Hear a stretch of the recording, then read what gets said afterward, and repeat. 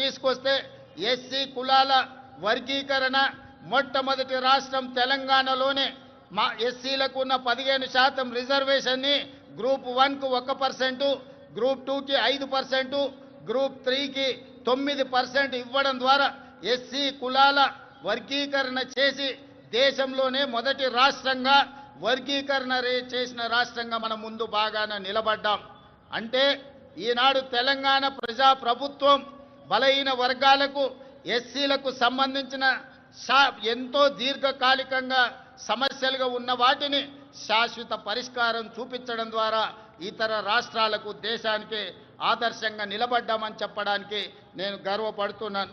మిత్రులారా, అదేవిధంగా సంక్షేమ పథకాలను పటిష్టంగా అమలు చేసి పేదలకు ప్రజా ప్రభుత్వం అండగా నిలుస్తుంది. ఇల్లు లేని నిరుపేదల కోసం ఇందిరమ్మ ఇండ్ల పథకం ద్వారా ఇంటి నిర్మాణానికి 5 లక్షల ఆర్థిక సహాయం అందిస్తున్నాం. ఈ పథకం ద్వారా 4,50,000 ఇళ్లను ఈ సంవత్సరం పేదలకు అందించడం ద్వారా 22,500 కోట్ల రూపాయలు ఖర్చు పెట్టి పేదలను ఇంటి వాళ్ళను చేయడం ద్వారా ఆత్మగౌరవంతో బ్రతికే విధంగా ఈనాడు పేదలను ఆదుకోవడానికి మన ప్రభుత్వం ఇందిరమ్మ ఇండ్ల సంక్షేమ పథకాన్ని ముందుకు తీసుకువెళ్తున్నదని చెప్పి మీ అందరికీ చెప్పడానికి నేను సంతోషిస్తున్నాను. అదేవిధంగా ఇప్పటి వరకు 5,364 ఇందిరమ్మ లబ్ధిదారులకు 53,64,00,000 రూపాయలు నేరుగా లబ్ధిదారుల ఖాతాలోనే వేయడం జరిగింది.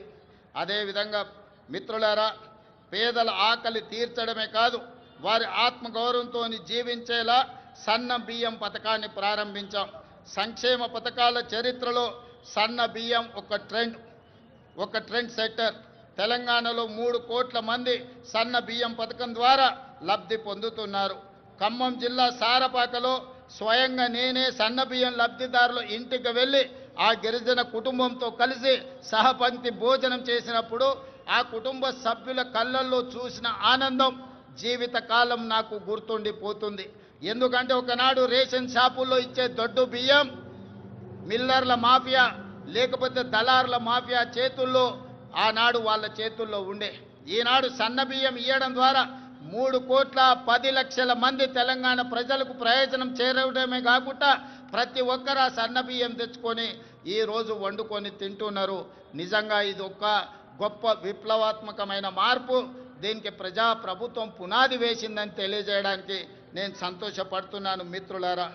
అదేవిధంగా పెట్టుబడులు మిత్రులారా, తెలంగాణ రాష్ట్రం సంక్షేమమే కాదు అభివృద్ధిలో కూడా దేశానికి ఆదర్శంగా నిలబడాలని స్టేట్ ఓన్డ్ ట్యాక్స్లో దేశంలోనే మొదటి స్థానంలో ఉన్నాం. అదేవిధంగా స్వదేశీ విదేశీ పెట్టుబడులను ఆకర్షించడంలో తెలంగాణ రాష్ట్రం ఈ దేశంలోనే మొదటి స్థానంలో ఉంది. దాదాపుగా ఈ 18 నెలల్లో 3 లక్షల కోట్ల రూపాయల పెట్టుబడులను ఆకర్షించడమే కాదు అమెరికా, జపాన్, సింగపూర్ అదేవిధంగా దావోస్ లాంటి నగరాల్లో పర్యటించి ఈ దేశానికి ఈరోజు పెట్టుబడులను సాధించినాం. అదే కాకుండా ఈరోజు జపాన్కి సంబంధించిన మేయర్ గారు ఈ ప్రత్యేక రాష్ట్ర అవతరణ దినోత్సవంలో పాల్గొనడం ద్వారా మనకు స్ట్రాటజిక్ పార్ట్నర్గా మన తెలంగాణ ముఖ్యంగా హైదరాబాదు నగరాన్ని పారిశుద్ధ్య రహిత నగరంగా తీర్చిదిద్దడానికి జపాన్ మనకు సహకరిస్తుంది. అందుకే ఈరోజు రాష్ట్ర అవతరణ దినోత్సవంలో వారు కూడా పాల్గొనడం జరిగింది. వారికి కూడా మనస్ఫూర్తిగా అభినందనలు తెలియజేస్తున్నాను తెలంగాణ ప్రజల తరఫున. అందుకే ఈరోజు తెలంగాణ రాష్ట్ర ప్రభుత్వం భవిష్యత్తు ప్రణాళికలు రచించుకోవడానికి తెలంగాణకు ఒక విజన్ డాక్యుమెంట్ తీసుకురావాలని, ఆ విజన్ డాక్యుమెంటే తెలంగాణ రైజింగ్ 2047. ఈరోజు ఆ పాలసీ డాక్యుమెంట్ ద్వారా రాబోయే తరాలకు భవిష్యత్తు ప్రణాళికలు అందించడమే కాదు తెలంగాణ రాష్ట్రాన్ని ప్రపంచంతోనే పోటీ పడే విధంగా అభివృద్ధి పదం వైపు నడిపించాలన్న ఒక పాలసీ డాక్యుమెంట్ను తెలంగాణ రాష్ట్రం తీసుకురావడానికి ప్రయత్నం చేస్తుంది అని చెప్పి తెలియజేయడానికి నేను ఎంతో సంతోషిస్తున్నాను.